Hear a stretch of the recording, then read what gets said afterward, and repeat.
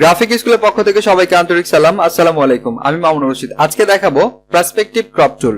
তো প্রথমে আমি একটা ইমেজ ওপেন করেছি এবং আমি যাব টুলবারে। টুলবার থেকে আমরা যদি এখানে দেখতে পাচ্ছি যে পার্সপেক্টিভ ক্রপ টুল। আমি গত পর্বে দেখিয়েছিলাম শুধুমাত্র ক্রপ টুল নিয়ে, এবার দেখাবো পার্সপেক্টিভ ক্রপ টুল দিয়ে কি করে কাজ করা যায়। তো আমি এটি সিলেক্ট করছি।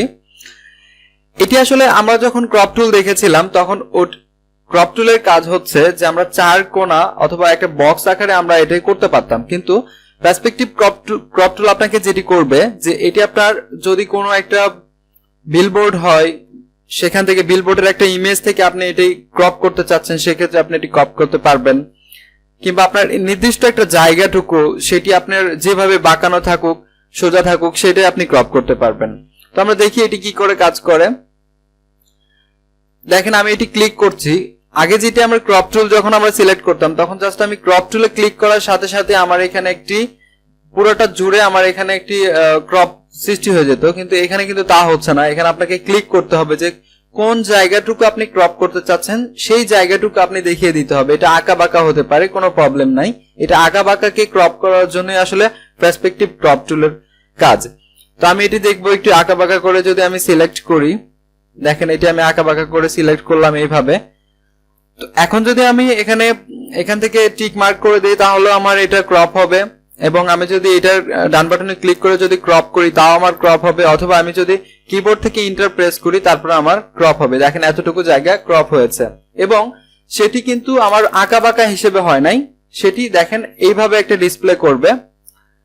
এবং দেখি এখন অপশন বারে কন্ট্রোল প্যানেলে যেগুলো অপশন রয়েছে সেগুলো দিয়ে কি কি কাজ হয় ক্রপ টুলে।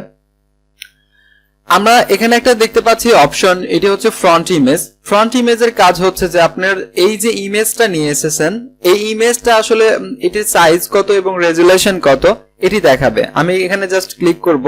দেখেন এটি ক্লিক করার সঙ্গে সঙ্গে আমার এখানে রেজুলেশন 300 দেখাচ্ছে, এখানে কত ইঞ্চ হাইট, কত ইঞ্চি ওয়েট, এটা আপনার এখানে শো করবে। তো আমি এটি যদি অন্য একটা আসলে ইমেজ এখানে নিয়ে আসলে দেখতে পারবো যে আমরা দেখেন অন্য একটি আমি ইমেজ ওপেন করছি এবং এটি আমি ফ্রন্ট ইমেজ করছি। দেখেন এটির রেজুলেশন এত, এটির সাইজও আলাদা।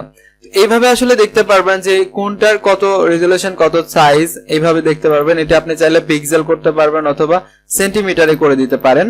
শো গ্রিড আমরা দেখেছিলাম ক্রপ টুলের শো গ্রিডটা রয়েছে। শো গ্রিডটা কি, আমি যদি শো গ্রিডটা অফ করে দেই এখন দেখেন আমার এখানে যদি সিলেকশন তৈরি করছি, এখানে ক্রপ করছি, মাঝখানে আমার কোনো গ্রিড শো করছে না। এখন যদি আমি এখানে ক্লিক করি তাহলে দেখেন এই যে আপনার গ্রিডটা শো করছে। জাস্ট এইটাই হচ্ছে শো গ্রিডের কাজ। এইভাবে মোটামুটি করা যায়। এই তিনটি উপায়ে আপনি চাইলে এখানে পার্সপেক্টিভ ক্রপ টুল ইউজ করে যে কোনো জায়গা থেকে যে কোনো আঁকা পাকা জিনিস আপনি ক্রপ করতে পারেন খুব সহজে।